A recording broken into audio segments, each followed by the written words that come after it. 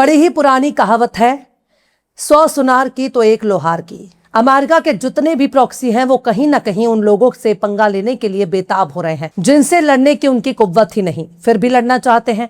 वो समझ रहे हैं कि वॉशिंगटन वाले आका के इशारे पर हम किसी पर भी हमला कर देंगे और जब हम पर हमला होगा तो हमारे वॉशिंगटन वाले आका हमको बचा लेंगे। पर साहब, इस बार मामला ठीक उल्टा पड़ गया है। अब यमन से पंगा लेना सऊदी अरब को भारी पड़ गया।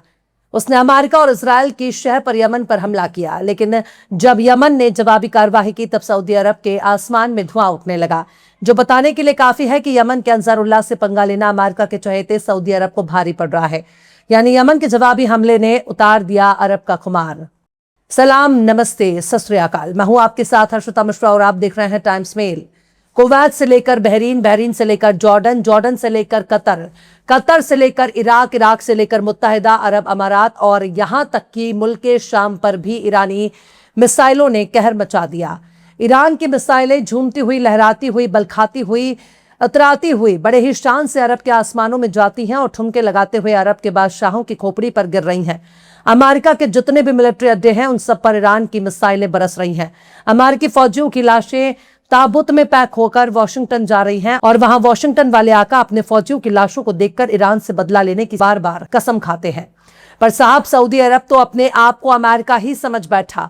वो अपने आप को इजराइल से भी बड़ा अमेरिका का प्रॉक्सी समझने लगा।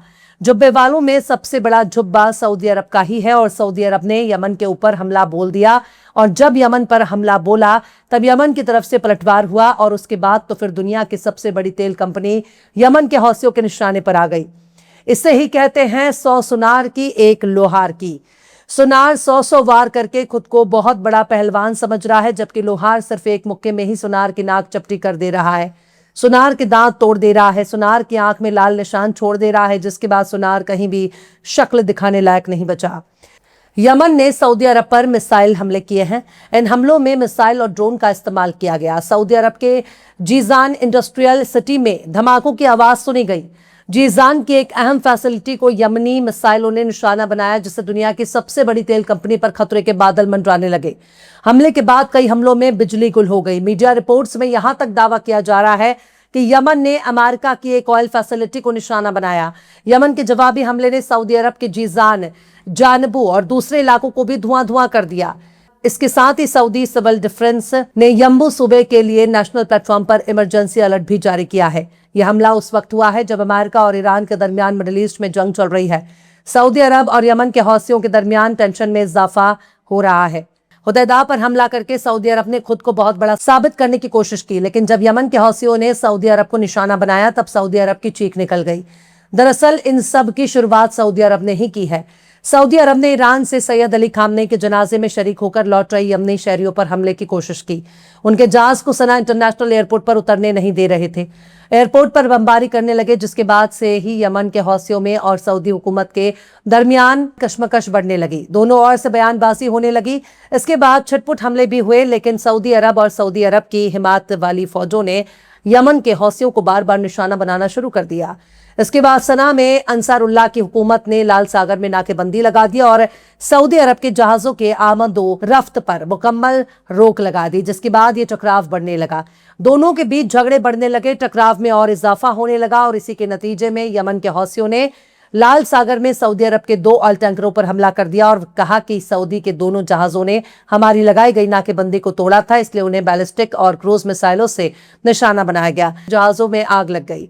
इसे तुरंत बुझाने की कोशिश भी की गई, लेकिन बीच समंदर में यमन के हौसियों के हमले को रोकने की हिम्मत जब इजराइल न कर सका, वॉशिंगटन वाले आका जब यमन के हौसियों से टकराने की कोशिश में नाकाम हो गए, तो सऊदी अरब कौन से खेत की मूली है? सऊदी अरब क्या ही कर सकता है? सऊदी अरब ने जमकर हमले किया और जब यमन के हौसियों ने पलटवार शुरू किया तो सऊदी अरब को कुछ ज्यादा ही नुकसान होने लगा।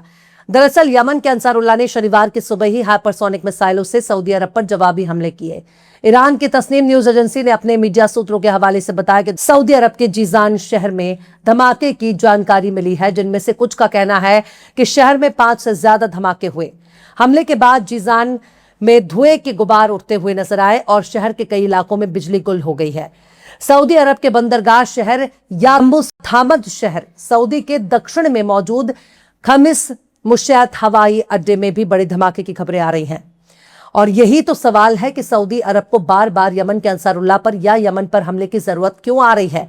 जब दोनों ममालिक के दरमियान अमन मुआहदा कायम किया गया था तब हमले की जरूरत ही क्या है। दरअसल यह हमला ऐसे वक्त में हुआ है जब यमन के अंसारुल्लाह ने उनके 2 जहाजों पर लाल सागर में हमले किए, लेकिन इसकी शुरुआत उस वक्त हुई जब इजराइल के डिफेंस मिनिस्टर इजराइल काट्स ने यमन के हौसियों के हिसाब किताब करने की कसम खाई थी। इजराइल के वजीर आजम बेंयामिन नेतन्याहू ने भी यमन पर हमले की धमकी दी थी, लेकिन इजराइल के हमला करने से पहले सऊदी अरब ने ही आग में घी डाल दिया। इजराइल हमला करता तब देखा जाता, लेकिन इससे पहले सऊदी अरब ने ही यमन के हौसियों से पंगा लेना शुरू कर दिया। अब यह बात कहने की जरूरत नहीं है कि सऊदी अरब और इजराइल के दरमियान कौन से खिचड़ी पक रही है। अमेरिका कह रहा है कि सऊदी अरब को इजराइल के साथ अपने रिश्ते नॉर्मल बनाने होंगे, अब्राहम अकॉर्ड पर साइन भी करना होगा, पर सऊदी अरब की आंख खुल नहीं रही। वो उन लोगों को अपना दुश्मन बता रहा है जो फिलिस्तीन के लिए लड़ रहे हैं, ईरान की हिमायत में खड़े हैं, लबनान के तहफ़्फ़ुज़ की कसम खा रहे हैं। सऊदी अरब उन यमन के हौसियों को अपना दुश्मन साबित करने पर तुला है जो इजराइल को अपना दुश्मन मान रहे हैं, अमेरिका को अपना दुश्मन मान रहे हैं, इजराइल के जहाजों को लाल सागर से गुजरने पर रोक रहे हैं।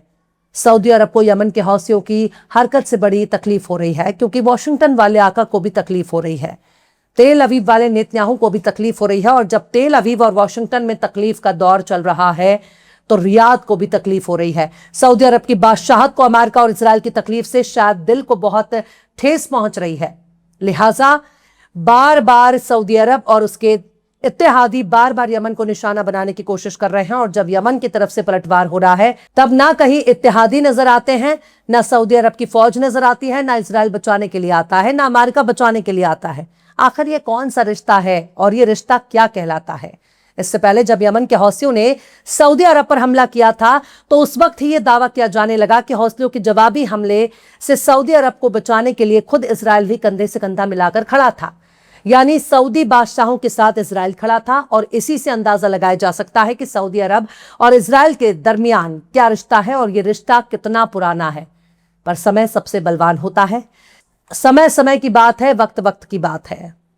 सऊदी अरब अब इजराइल की गोद में बैठ चुका है और वो अपने ही लोगों को अपना सबसे बड़ा दुश्मन समझ रहा है, पर यह दुश्मन असली लोहार है जो सुनार की नाक तोड़कर उसके 100 हमलों के जवाब में एक ही मुक्का मार रहा है, और दुश्मन चुपचाप बैठने के लिए मजबूर हो जा रहा है।